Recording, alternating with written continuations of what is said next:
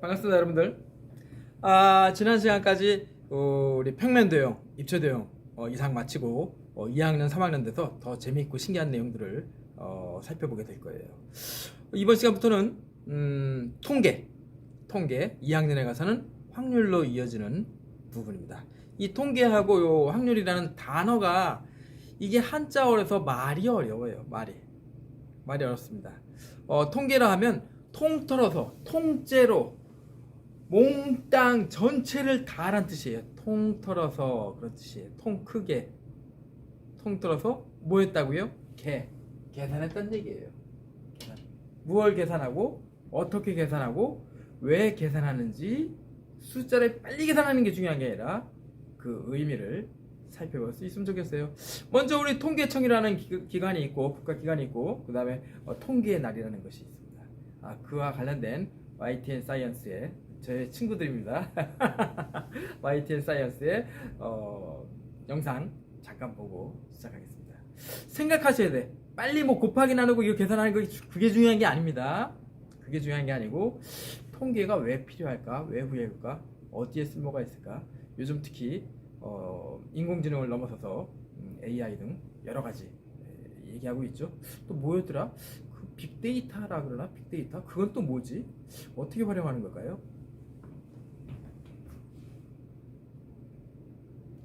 11분 정도 걸리네요. 통계의 중요성을 널리 알리고 통계의 활용 연장하기 위해서 우리나라에서 지정한 통계의 날인데요. 1896년 우리나라 근대 통계의 시작으로 평가되는 호구조사 규칙이 최초로 마련된 날이기도 합니다. 그렇다면 120년이 지난 지금 우리 생활 속에서는 어떤 통계들이 어떻게 활용이 되고 있을까요? 방송통신대학교 정보통계학과 이태림 교수 연결해서 알아보겠습니다. 안녕하십니까? 네, 안녕하십니까. 방송대 이태림 교수입니다. 네, 안녕하십니까. 반갑습니다. 네. 교수님 흔히 통계하면요 수학을 떠올리게 되는 것 같습니다. 그렇다 보니까 좀 지루하고 어렵다 이렇게 생각하기 쉬운데 사실 통계가 우리 생활 속에 많은 영향을 미치고 있다고 들었습니다. 구체적으로 어떤 사례들이 있을까요? 가장 일상생활에 밀접하게는 기상청에서 매일 비올 확률을 계산해서 예보를 해주고요. 네. 또 주부들이 빨래 지수에 의해서 오늘 빨래를 할까 말까 이런 것을 결정하는 데도 되고, 또 해외 송금을 할 때 언제 환전을 해야 되는지, 중고차를 그 사용 기간을 고려해서 팔 때 그냥 파는 게 아니라 손에 안 보고 팔려는 거를 통계적으로 이제 그 해를 찾을 수 있습니다. 또 여러분이 최근에 이 선거 기간에 사전 조사에서 어떤 후보가 어느 정도 지지를 받는가 이런 것도 통계를 통해서 알 수 있고요. 네. 또 기업의 측면에서 보면 케이블 쇼핑 그 회사에서 마케팅 전략을 짤 때 소비자들의 구매 패턴과 그 상황에서의 사회경제적 정보 이런 걸 분석한다면 최고의 수익을 높일 수 있는 상품을 구성하는 마케팅 전략을 짤 수가 있죠. 또 국가 차원에서는 사회경제적 각종 국가 통계를 바탕으로 해서 정책을 입안할 때 또 시행된 정책에 대한 평가 이런 것을 할 때도 통계를 통해서 가능하리라고 생각이 됩니다. 그래서 우리 모든 그 일상생활에서부터 국가 정책에 이르기까지 우리 일상생활의 곳곳에 통계가 활용되고 있다고 볼 수 있죠. 네.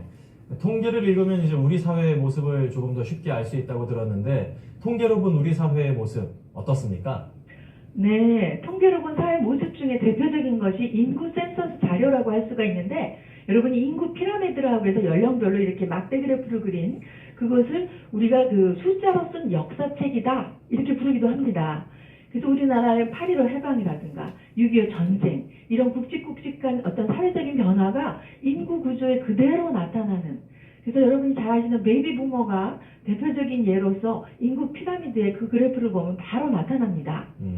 또 그 2012년에 통계청하고 여성가족부에서 공동 프로젝트로 작성한 통계로 본 여성의 삶이라는 그런 것이 결과가 발표가 됐습니다.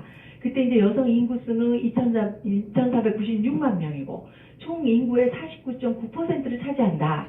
또 초혼 연령이 29세였고 출산율이 과거 20대 후반이 높았지만 지금 30대 초반으로 연령대가 올라갔다. 또 여학생이 대학 진학률이 75%로 남학생보다 높고 경제활동 참가율은 남성보다 낮다. 또 여성 교원의 비율이 지속적으로 증가해서 4명 중에 3명이 여성이다. 또 출산율이 높은 연령층도 앞에 결혼 연령과 마찬가지로 20대 후반에서 30대 초반으로 이동했다. 뭐 이러한 그 여성 생활에 대한 전반적인 통계가 발표됐고요. 또 여성의 일상생활을 세분화해서 어떻게 하루 24시간을 쓰는가라는 것을 조사했습니다. 그랬을 때 개인의 수면, 식사, 뭐 이런 개인 유지에는 11시간이 할애됐고요. 또 미취학 아동이 2명인 경우에 20% 정도가 가족 돌보는 시간이 뭐 4시간 44분이었다. 또 출퇴근 여성의 경우에 평균 출퇴근 시간이 1시간 11분이고, 최근 이러한 그 자료를 봤을 때 최근 여성의 어떤 사회적 역할이 확대되고 사회 진출이 늘어났지만 일과 육아에서 요구되는 그러한 시간이 여전히 많다라는 것을 확인할 수가 있었습니다. 그래서 이러한 그 실질적인 통계로 본 여성의 이러한 통계 자료를 분석하고 그것을 자세히 들여다보면 우리가 저출산의 요인의 실마리도 혹시 찾을 수 있지 않을까 그렇게 생각이 됩니다. 네. 우리가 이제 흔히 여성들이 사회적으로 좀 차별을 많이 받는다 이런 얘기를 하기만 했지 이렇게 통계적으로 구체적으로 보니까 그 네. 실상이 좀 더 적나라하게 드러나는 것 같은데요. 네. 이렇게 통계를 바탕으로 우리 사회가 어떻게 변화해야 되는지를 얘기할 수도 있다고 말씀을 하셨는데 네. 어떤 방향으로 변해야 할지 예측도 가능하다고요? 네. 그 통계청에서 그 매해 그 블루스머라는 것을 발표를 합니다. 근데 2014년에는 이제 그 몇 가지 분야를 들었는데 그 중에서 굉장히 요새 그 이슈가 되고 있는 과거 지우개족이라는 것을 들 수가 있습니다. 즉 인터넷진흥원에서 조사한 개인정보 침해의 그 상당 건수 자료를 봤더니 2010년에는 5만 건이 든 것이 2013년에는 17만 건으로 224% 네, 그래서 말로만 설명하니까 알아듣기 어렵죠. 여러분들 지금 5분 넘게 교수님이 설명하셨지만 이해하는데 좀 어려움이 있어요. 말로 하면 귀로 쏙 들어가서 이쪽 귀로 쓱 나가버려요. 그래서 숫자로 제시를 하면 또 숫자가 너무 복잡해요. 많아요. 무슨 뜻인지도 잘 모르겠고. 그래서 초등학교 때 배운 게 뭐죠? 초등학교 때 배운 바로 이거죠. 숫자로 나와 있는 것을 시각적으로 금방 저 멀리서도 금방 할 수 있게 그래프로 나타내죠. 그래서 하나의 값을 얘기할 때는 그래프로 나타내는 게 큰 의미가 없어요. 여러 개를 나타내서 비교할 때 이름하여 막대 그래프. 얘하고 얘를 비교해서 누가 더 많은가 적은가. 그러나 이렇게 여러분들이 초등학교 때부터 배워서 비교하는 평가하는 이런 것은 사실은 우리 현대사회에 꼭 필요하기도 하지만 금방 필요하기도 하고 스트레스를 받는 부분이 되기도 해요. 무슨 얘기냐? 하다못해 옛날 원시인들이 나는 사과가 3개 있고 옆집에는 사과가 20개 있고 나는 금덩어리가 하나 있는데 다른 집은 금덩어리가 100개 있고 그러면 스트레스 받는 거예요. 상대적으로 자기가 가지고 있는 것에 만족하고 즐겁게 생활하면 되는데 우리 인간은 사회적으로 모여서 다른 사람들하고 생활해야 되니까 모여서 생활하다 보니까 내가 가진 것과 내가 없는 것이 다른 사람들과 비교되면서 금방 기분이 상해요. 그래서 초등학교 때까지 막 행복하고 신나고 까난애기 때 밥만 잘 먹고 똥만 잘 싸도 행복했는데 친구들 비교하고 다른 사람들 비교해보니까 내가 가진 게 별로 없는 거예요. 그렇게 생각하고 착각하기도 하고 또는 상대적으로 그렇게 느끼기도 하고 그러면서 이제 현대사의 현대인들이 스트레스 받죠. 그래서 마음을 바꾸셔야 돼요. 어쨌든 그런 건 나중에 생각하시고 성인이 되면서 생각하시고 초등학교 때 배운 막대 그래프의 의미는 주어진 자료들을 데이터라 그러죠. 빅데이터, 데이터 자료들을 통째로 계산을 해서 여보세요. 숫자로 써놨는데 이것도 5만 건과 17만 건 비교하는 것도 시각적으로 알아보기 좋도록 그래프로 막대 그래프로 표현하였지요. 그렇게 함으로써 상대방에게 어떤 사실을 더 빠르고 정확하게 전달할 수도 있고요. 또 심지어 설득력 있게 야 이게 진짜야 이렇게 설명하는데 통계가 그래프가 이용됩니다. 거기다 추가해서 아까 일기예고 예고했듯이 그러면 2010년, 2013년 이거 오래된 자료죠. 그 다음에 2020년 또 여러분들이 나중에 성인이 되어서 살아가게 될 2030년 그때는 어떻게 될지 뭐라고요? 예상하는 거예요. 예측하고 예상하는데 도움을 주고자 통계청에서 자료들을 다 공개해놨어요. 그래서 여러분들이 나중에 성인이 되어서 나는 예쁜 모자 만드는 사람이 돼야지 하면 우리나라 사람들의 머리의 크기 당연히 서양 사람들이나 다른 나라 사람들하고 틀립니다. 그래서 머리의 크기 나는 뭐 멋진 옷을 만들어야지, 디자이너가 돼서 멋진 옷을 만들어야지. 그럼 우리 사람들의 몸의 CT 치수를 통계청에서 다 조사를 해놓았어요. 그래서 그거를 우리 국민들은 이용만 하시면 돼요. 가져다가 사업하고 장사하고 어떤 일을 하실 때 통계 자료를 활용하면 만족스러운 결과를 얻는가 하면, 그거 없이 야 이런 모자가 멋있어, 이게 더 좋은 거야, 그런 통계 자료를 적용하지 않고 자기 마음대로 했다가는 사업하는데, 장사하는데, 선택하시는데 어려움이 따를 수 있습니다. 그래서 통계청은 무료로 다 오픈돼 있어요. 우리나라 국민들에게. 여러분들이 어떤 중요한 결정을 할 때는 이게 어떻게 될까, 왜 그럴까, 앞으로 어떻게 될까 궁금할 때는 통계청의 자료를 이와 같이 활용하시기를 권해드립니다. 증가했습니다. 그래서 이런 걸 봤을 때 자신의 과거의 어떤 인터넷상에서의 기록이라든가 디지털성에서의 기록을 지우는, 즉 디지털 세탁소 또는 디지털 장례식이라고 용어를 부르기도 하는데, 그런 것이 앞으로 인기를 끄는 그런 블루 스모일 것이다. 또 여성가족부의 2010년도 제2차 가족 실태조사 결과를 보면 평균 결혼 비용에 대한 보고가 있었습니다. 남자가 8천만 원, 여자가 3천만 원 가량인 거로 보아서 소규모 웨딩이라든가 스몰 웨딩 이런 것들이 앞으로 증가할 것이다. 또 그 5월에 통계청에서 발표한 온라인 쇼핑의 동향을 보면 온라인 쇼핑의 그 거래액이 1년 전보다 한 22%가 증가했는데요. 최근 여러 곳에서 5060 시니어 세대들이 쇼핑량이 증가했다라는 보고가 있습니다. 그래서 앞으로는 시니어층이 그 온라인 소비가 중요할 것이다 라는 것을 우리가 예측할 수가 있는 것이죠. 그래서 이러한 그 블루스모는 그 통계청에서 생산되는 몇 가지 통계를 이제 복합적으로 해서 제안이 되는 것인데요. 현실적으로 볼 때 굉장히 중요한, 또 특히 그 조기 퇴직을 해서 창업을 하거나 기업을 확장하거나 뭐 이럴 때 이러한 것을 근거로 했을 때 좀 성공적인 창업이나 뭐 기업 경영이 되지 않을까라는 것을 알 수 있고, 이런 게 매일 달라지는 걸 보면 앞으로 어떻게 변화할지 이러한 것들을 이런 각종 통계를 통해서 예측할 수 있다. 우리가 그렇게 생각할 수가 있겠습니다. 네, 굉장히 다양한 사례를 짚어주셨는데, 그런데 우리 뭐 속담이라든가 역사 속에서도 이 통계를 기반으로 한 것들이 많다고 하던데 어떤 것들이 있는지 간략하게 좀 소개를 해주시죠. 네, 할머니들이 시골에 가면 제비가 낮게 나면 비가 온다 이런 말씀들을 하십니다. 그거는 이제 그 비가 오려면은 습도가 높지 않습니까? 그러면 제비가 이제 먹이가 되는 게 메뚜기, 잠자리, 모기 이런 곤충들인데 그 곤충들의 날개가 이제 습도 때문에 무거워져서 잘 날지 못하고 이제 땅바닥으로 낮게 날거나 기어가거나 그러면 제비가 이제 그거를 잡아먹기 위해서 또 낮게 난다는 거죠. 그래서 그거는 결국은 이제 과학적으로 보면 습도가 높아지고 그 다음에 이어서 비가 오는데 그게 어떤 그거를 통해서 관찰이 된 거죠.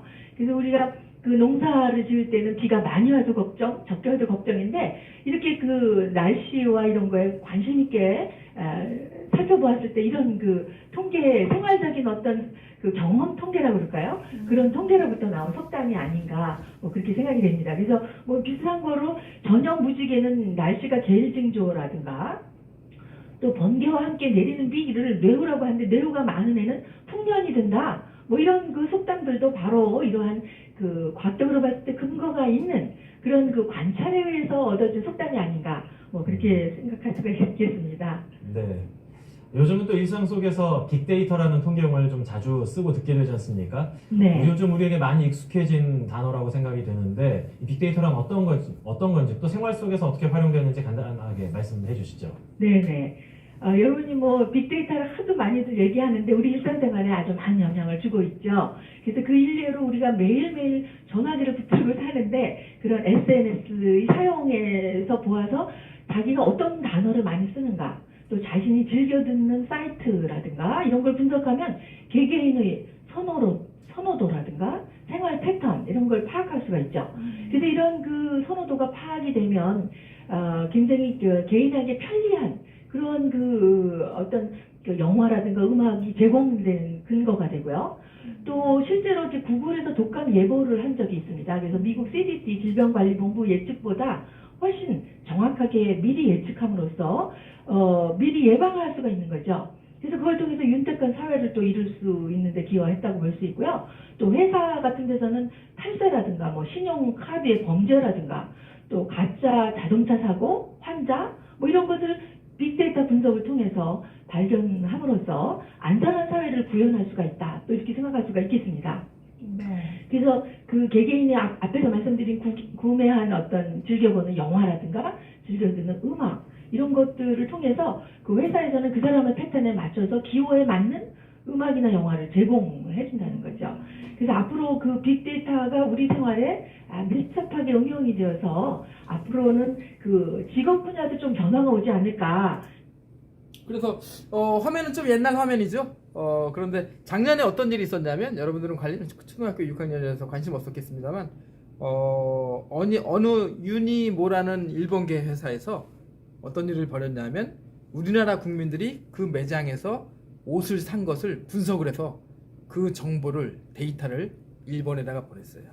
뭐 어떻게 보면 기업에서 그럴 수도 있는데 근데 그렇게 되면 어떻게 활용이 되냐면 사람들이 어떤 연령대에 어떤 사람들이 어떤 옷을 샀는가를 분석을 해서 내년에 지금은 어쩔 수 없고 내년에 어떤 옷을 어떤 색깔의 어떤 디자인의 옷을 여자 남자 연령별로 어떻게 만들지를 공장에서 미리 계획을 하는 거죠. 계획을 해서 그 옷들을 다음에 출시하는 거예요. 여름에 수영장, 뭐 수영복, 옷, 모자 그런 것들을. 그럼 사람들이 우리가 좋아하는 물건들이 더 많아졌네. 아 이게 요즘 유행이야 하면서 더 잘 팔리게 되어서 무슨 얘기냐? 그 데이터를 해석해서 내년도를 예측한 다음에 물건을 팔면 더 많이 팔 수 있다는 얘기죠. 그래서 그 회사에서 소비자들이 구입한 구매 내역과 정보를 일본으로 가져가서 한번 큰 문제가 된 적이 있었어요. 계속 보겠습니다. 즉 빅데이터 분석을 담당하게 될 사람을 우리가 데이터 사이언티스트라고 해서 요새 청망받는 직업으로 부상을 하고 있습니다. 그래서 여러분이 TV에서 보셨던 알파와 같은 인공지능에 의한 의료 진단이라든가 또 판사가 하는 재판, 판결 뭐 이런 것까지 경험과 지식에 의해서 하기보다는 컴퓨터가 그 학습을 해서 인공지능에 의해서 뭔가를 의사결정하는 그런 시대가 되면 직업에 있어서도 판도가 완전히 달라지지 않을까? 그래서 그것을 뭐 기대도 하고 우려도 하고 그러는 현실인 것 같습니다. 네. 그렇다면 이 통계가 앞으로는 얼마나 더 중요해질지 좀 시간이 많이 주어지지 않아서요. 간략하게 설명 부탁드리겠습니다. 예, 말씀드린 대로 우리 생활 곳곳에 이제 통계가 이렇게 활용이 되고 있는데 저희가 이제 이런 그 통계를 통해서 개인적으로는 굉장히 그 현명한 의사결정을 하고 뭐 기업과 국가에서 아주 이러한 것을 도모하고자 할 때 어려서부터 통계적인 지식을 갖는 게 중요하다고 생각이 됩니다. 그래서 저희 한국통계학회에서 3년 동안 그 K+라는 그런 통계 패키지 어린이용을 개발을 해서 앞으로 교과 과정에 그것을 넣어서 학생들이 어려서부터 통계적인 감각, 통계적인 마인드를 갖추어서 앞으로 생활에 유용하게 통계를 활용할 수 있도록 하는 것을 그 방향으로 잡고 있습니다. 그래서 이렇게 됐을 때 우리가 안전한 사회, 뭐 편리한 사회, 뭐 건강한 사회 이런 거를 구현하는데 통계가 그 빛을 발하리라고 생각이 됩니다. 네. 지금까지 생활 속 통계에 대해서 방송통신대학교 정보통계학과 이태림 네. 그래서 요즘은 제가 그 프린트 수학 카페 홍보를 안 하고 있죠. 그래서 왜 그러느냐 하면 지난 여름에 보니까 선생님이 그 네이버 카페를 들어가서 이렇게 보다 보니까 제가 동의하지 않았는데 네이버 카페 안에 광고를 막 넣고 있었어요. 네이버에서. 그리고 그런가 보다 뭐 서비스를 이용하려면 그쪽에서도 기업에서야 돈이 되는 이윤이라 그러죠. 돈벌이가 되는 일을 해야지 그 회사를 유지하고 그러겠죠. 그리고 네이버의 경우에는 데이터 센터가 있어요. 자기 데이터들을 백업하고 몇 번을 백업해가지고 전국에 춘천에 가면 그 데이터 센터 건물이 있어요. 큰 산만한 데다가 여러 사람들이 만든 블로그, 카페, 영상, 자료들을 다 넣어놓고 또 제주도에도 있고 몇 군데 있어요. 우리나라에. 어쨌든 그렇게 데이터를 모아놓고 그걸 분석하는 거죠. 모아놓는 것만 하는 게 아니라 그걸 해석해서 광고를 때립니다.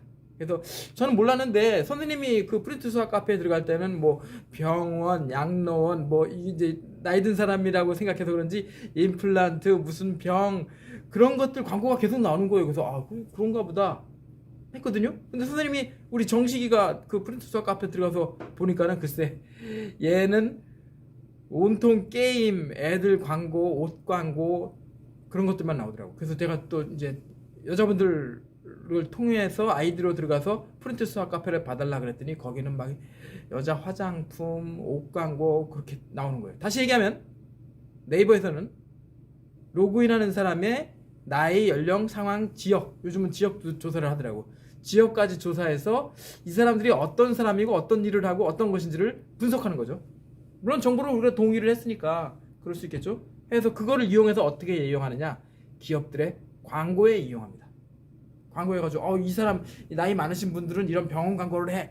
또 초등학생이나 중학생들은 막 저 게임 광고해. 또 여자분들은 화장품 광고를 해. 이렇게 서비스를 제공하고 그 회사에서는 당연히 자기 제품의 수익금을 네이버에게 주는 거죠. 광고료로. 그렇게 물려 있어요. 이렇게 물려 있더라고. 그래서 제가 깜짝 놀랐어요. 내가 지금 이 서비스를 이용하면서 속고 있는 건 아닐지. 또는 초등학교 때 어렸을 때부터 우리가 그 편의점에 가면 계속 담배 광고 있잖아요. 알록달록하게 전면을 다 담배 광고를 해놨잖아요. 그래서 알면서부터 담배 한번 펴볼까? 나중에 필까? 그런 생각을 하게 만드는 거 아닙니까? 광고라는 것이. 그래서 그 네이버에서 막 광고를 하면 이게 옳은 건가? 선생님이랑 수업할 때 그때 프린트 수학 카페에서 이 게임 광고가 나왔는데 하라는 얘기야 말라는 거야? 또는 이 화장품을 쓰라는 거야. 이게 이 제품이 해로운지 안 해로운지 그런 것도 모른 채 선생님하고 그때 수업할 때 봤던 건데 하고 이게 옳은 것으로 진실로 사실로 받아들이고 여러분들이 속는 일이 생기지 않을까 염려되어서 요즘은 카페 홍보를 하고 있지 않죠. 현명하게 판단하시기 바랍니다. 그렇다고 현대사회에서 광고하지 마 그렇게는 할 수 없죠. 그런 사회는 아니니까 민주사회는. 자, 어찌됐든 우리 통계에 대한 의미를 한참 10분 정도 설명을 해주셨어요. 그래서 앞으로 한 12시간 정도 예상하면서 통계가 어떤 의미가 있고 해석하고 미래를 예측하는데 어떻게 활용하는지, 방금 예로 들었듯이 제일 필요한 게 이제 일기예보에서 쉬운 예로 스키장에서 이번 토요일 일요일 날 눈이 올지 안 올지에 따라서 오뎅 또는 매점 또는 거기서 이제 운영하시는 분들이 준비를 하셔야 돼요. 또 알바생 눈이 엄청 많이 오는데 손님들이 많이 오는데 그러면 알바생도 채용하고 막 오뎅 가게 오뎅도 막 100인분 1000인분까지 준비하고 막 이렇게 해야 되고, 만약에 겨울인데 스키장에 비 와봐요. 사람들 하나도 안 합니다. 그러면 오뎅집에 오뎅을 막 사놨는데 안 팔리면 다 상해요. 그래서 일기예보가 중요하고 미래를 예측하는 게 중요합니다. 마찬가지 여름에는 해수욕장, 저 강원도에 막 해수욕장에 이번 주말에 엄청 덥대요. 여러분들 일기예보가 나오면 많은 분들이 이제 해수욕장 가기도 하고, 그런데 거기도 마찬가지 운영하시는데 일기예보가 중요하게 쓰이죠. 그래서 농사 짓고 바다에서 일하시고 또 그런 분들은 일기예보 뭐 하루 종일 보고 듣습니다. 우리는 많이 안 그렇지만 그래서 우리 서울의 위치를 정할 때에도 옛날에 그분이 서울의 위치를 정할 때에도 저 부산 쪽이나 울릉도 저 부산 쪽 그쪽으로는 가지 않았어요. 왜냐하면 그쪽은 태풍 그런 것들이 많았고 지진, 포항도 그렇지만 우리 예보에서 알았듯이 그래서 그쪽으로 안 가고 인천 쪽으로도 또 안 갔어요. 왜냐하면 이제 바다에 의해서 피해가 있을 수 있기 때문에. 또 이쪽 강원도 쪽은 산이 많으니까 교통이 불편합니다. 그래서 제일 좋은 위치가 우리 한반도 이 땅에서는 서울이었어요. 왜냐하면 저 개성이나 저 평양이나 저쪽은 겨울에 추워요. 영하 20도 30도 넘어갑니다. 그러면 선생님도 철원 바로 여기 옆에 철원에서 분생하려는데 겨울에 괴로워요. 한번 얼음이 얼면 5월달까지 계속 산 밑에 그늘진데 계곡이 얼면 5월달까지 겨울 그래요. 그러면 저 평양이나 저 위에는 말할 것도 없어요. 뭐 여름 되기 전까지는 계속 얼음이 얼어있고 춥고 힘들다는 얘기죠. 그리고 또 우리는 이 서울은 한강이 엄청 큽니다. 세계적으로 상당히 큰 강이에요. 선생님이 이렇게 보면은 상당히 큰 강이고 거기를 통해서 강원도에서 내려오기도 하고 그걸 통해서 바다로도 나갈 수 있고 이러한 좋은 위치였던 것이죠.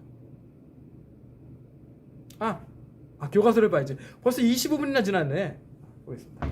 오늘 잠깐만 보겠습니다.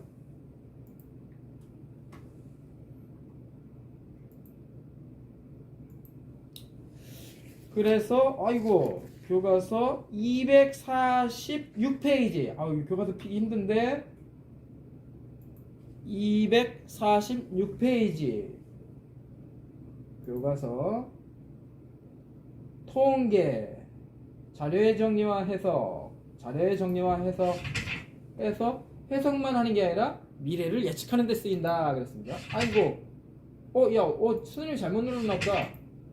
다면체가 나왔네. 다시 246페이지. 오케이, 246페이지 펴주세요.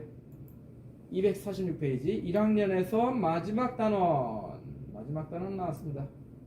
마지막 단원 나왔습니다. 그래서 이 통계가 여러분들 별거 아닌 것 같지만 우리 일기보다 그렇지만 농사 지을 때 지난번에 치국이 얘기했죠. 농사 지을 때 어떻게 할지. 그 다음에 더 중요했던 게 옛날에 전쟁이 많았어요. 그래서 뭐 심지어 유럽에서는 100년씩 전쟁을 하고 100년 전쟁, 무슨 장미 전쟁, 그 다음에 무슨 뭐 십자군 전쟁, 전쟁들이 많았습니다. 그런데 전쟁을 일으킬 때는 로마나 또는 중국이나 그런 데서 전쟁을 할 때는 뭐가 필요하냐면 전쟁을 하는데 당연히 옛날이니까 지금하고 틀려서 병사들이 필요했고, 병사들이 몇 명이냐, 또 전쟁을 하면 그 병사들을 먹일 식량이 얼마며, 그 사람들은 옷을 입혀야지 전쟁하는데 100년씩 전쟁하는데 옷이 없고 식량이 없으면 큰일 나겠죠.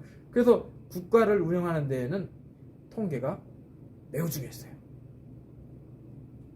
그래서 통계의 뜻은 통틀어 계산했다. 스토티스틱이라 그래서 국가라는 뜻이에요. 국가와 같은 의미예요. 영어로는. 어쨌든 이 뜻은 통틀어서 몽땅 정부 통 크게 계산했다. 물론 이제 그것의 대상이나 이런 것들은 달라지겠죠. 그 뜻이 통계. 그리고 이 내용이 2학년에 가서는 확률. 그러면 어떤 가능성이 있느냐? 미래에 주사위 하나를 던졌을 때 얼마가 나오냐? 어떤 일을 했을 때 어떤 결과가 나올까? 그 가능성을 계산하는 확률. 그 확률의 뜻은 정확한 비율.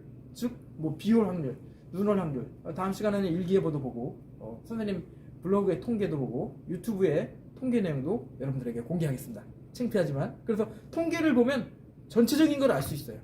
전체적인 것. 그래서 선생님 유튜브의 구독자들이 본 시간 또는 뭐 선생님 블로그의 글의 수, 그런 것들을 한눈에 알 수 있어요. 한눈에 통계를 이용하면.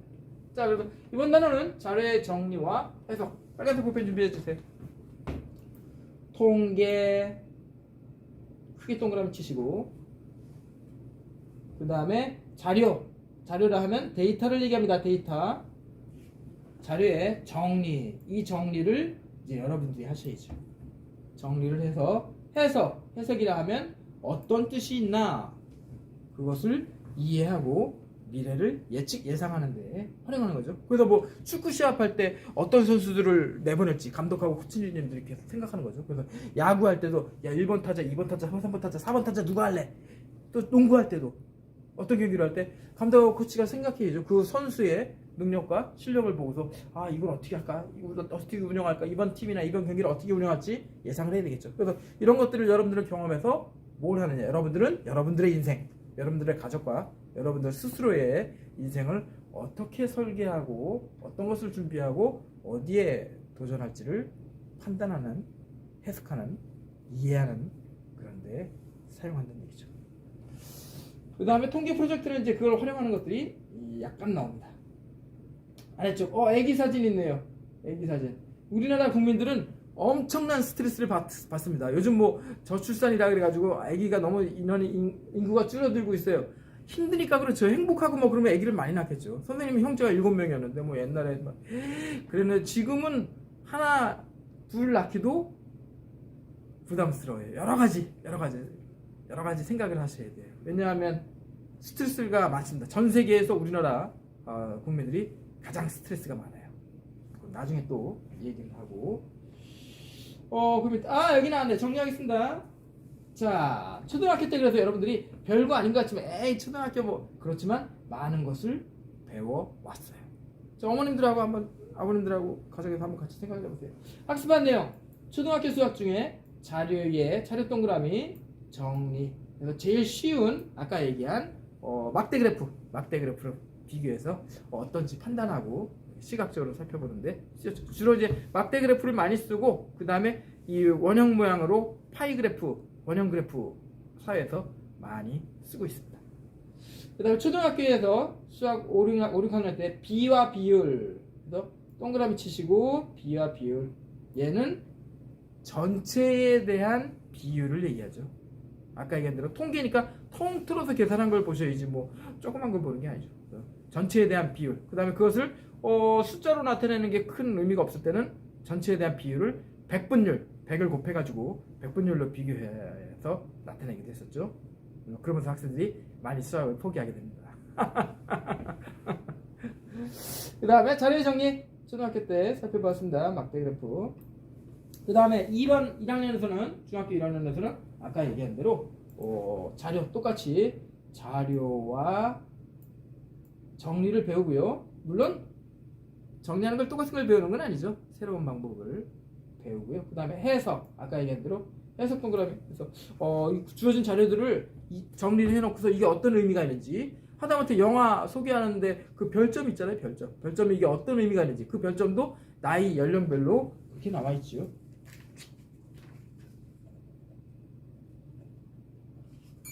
아이고 죄송합니다. 그 다음에 통계 프로젝트, 그걸 통해서 어떤 활동을 할지 한번 생각해 보겠습니다. 그래서 여러분들이 나는 신문사나 잡지사나 어떤 것을 발표하는 자료를 만든다 하면 숫자로만 쭈르륵 쓰면 힘들어요. 그래프로 제시를 할 수 있어야 되겠죠. 그 다음에 학습할 내용, 이제 2학년에 가서는 아까 얘기한 대로 확률의 뜻은 아까 얘기한 대로 정확한 비율, 그 가능성이 이번 주에 눈이 올, 비가 올 확률, 정확한 비율, 아까 얘기한 대로 100분율, 그거 얘기하는 거예요. 정확한 비율, 확률, 영어로는 probability. 그래서 확률과 그 성질이 어떤 것이 있는지 2학년 때 살펴봐요. 내년에. 벌써 이제 몇 달 안 있으면 2학년 올라가죠. 그 다음에 3학년에 올라가서는 조금 더 어렵게 살펴봐요. 그래서 대표값, 그래서 아까 얘기한 대로 뭐 빨래 지수, 무슨 지수 해서 하나의 값으로, 대표하는 값으로 표현하고, 그 다음에 그것으로는 이해하는데 어려움이 있어요. 문제가 있어요. 함정이 있습니다. 그래서 통계라는 것이 100% 맞다 아닙니다. 어떤 야구 선수가 나와서 타율이 3%, 30%, 3할이라고 표현하는데 30%만 넘어도 3분의 1만 쳐도 대타자예요. 대부분 그렇게 못 칩니다. 즉 안타를 칠 가능성도 있지만 아웃되고 나갈 가능성도 많은 거죠. 그래서 그 선수의 타율이 얼마인지, 투수 같으면 방어율이 얼마인지 이렇게 하나의 숫자로 대표하는 값으로 나타냅니다. 그 다음에 그걸로는 부족해서 산포도, 자료가 흩어져 있는, 분포되어 있는 정도, 그것을 그래프로 나타내요. 지금 그래서 코로나도 그렇지만 옛날에는 돼지가 어디에서 분포돼서 어떻게 살고 있는지, 또 소가 어디서 어떻게 많이 살고 있는지, 강원도 쪽에 많죠 지금. 그런 것들을 흩어져 있는 정도를 나타내는 것을 산포도라고 합니다. 그래서 우리나라의 그 깨 같은 것도 우리나라에서 국내산은 많이 없어요. 여러분들 좀 마트에 가서 깨가 어디서 나왔나, 뭐 수단이나 저쪽에 아프리카 쪽에, 그쪽에 이상하게 깨가 많이 나오더라고. 그러면은 참기름 만드는 회사에서는 우리나라 그 비싼, 몇 배나 비싼 그 참기름을 쓰는 게 아니라 아프리카에서 수단이나 그런 데서 수입해서 오는데도 한 달씩 걸리죠. 수입해 오는데도 그게 더 싸면 아프리카에는 깨를 사다가 참기름을 만들어서 판매합니다. 그래서 원산지 표시 꼭 하도록 돼 있죠. 저 음식점이나 또 어떤 물건을 살 때 식료품은 원산지 표시 없으면 아예 사지를 마세요. 지금 다 표시하게 법으로 돼 있어요. 하다못해 짜장면집에 고기를 어디서 쓰는 건지, 또는 김밥집의 김은 당연히 우리나라 게 싸고 맛있습니다. 외국에서 김 가져왔다간 안 됩니다. 그래서 그런 것들을 산포도를 알아야, 이해를 해야, 자료들이 어디에 분포되어 있는지 이해해야 여러분들이 사업하고 장사하고 행복한 삶을 살 수 있습니다. 그 다음에 이런 것들이 어떤 관계가 있는지, 이 말이 어렵습니다. 서로 어떤 관계가 있는지를 수로 표현을 합니다. 이건 조금 어려워요. 이건 3학년 때 가서 배우니까 이렇게 우리는 1학년 때 이런 거 배우는구나, 3학년에 가서는 또 새로운 거를 배우는구나, 이렇게 알아두시기 바랍니다. 오른쪽에 읽고 끝내겠습니다. 그래서 아까 얘기한 대로 정부나 기업 등 사회 여러 분야에서 새로운 정책을 만들거나 경영 및 판매에 필요한 전략을 수립하는 과정에서 말이 어렵습니다. 그래서 여러분들이 직업을 어느 고등학교를 갈지, 직업을 어떻게 선택할지, 군대를 언제 갈지, 결혼을 어떻게 할지, 공부를 어떻게 할지, 여러분들의 삶의 미래를 예측하는 데 쓰인다는 얘기예요. 이것은 통계가 줄쳐주세요. 사회현상을 진단하고 미래를 예측, 이 말도 어렵네요. 예측, 예상, 추측한다는 얘기죠. 예상하는데 중요한 역할을 하고 있기 때문이다. 그래서 빅데이터라는 말이 요즘 많이 등장하고 있습니다. 앞으로 현대사회에서 통계의 중요성은 점점 더 강조될 것이다. 그래서 이런 것을 미래를 예측하고 통계청의 자료를 아는 사람하고 그런 거 없이 그걸 알고서 이번 겨울 되니까 만두를 10,000개 만들어야지, 만두집에서 오늘 2,000개 만두 만들어야지, 그걸 알고 만드는 분하고 그냥 오늘 몇 개 만들까? 오늘 밀가루 얼마나 있어? 그럼 100개 만들자, 200개 만들자. 차이가 있겠죠. 그래서 여러분들도 특히 선생님이 얘기한 대로 처음 시작할 때부터 얘기한 게, 여러분들은 100년 이상 살 거예요. 직업도 여러 개 가져야 되고 또 학교도 여러 군데 다녀야 되고 그럴 때 정확한 선택을 하는데 이 통계 자료들이 여러분들에게 도움이 되었으면 합니다. 수고했습니다. 오늘 마치겠습니다. 통계라 하면 통틀어서 계산했다라는 뜻입니다. 마칩니다.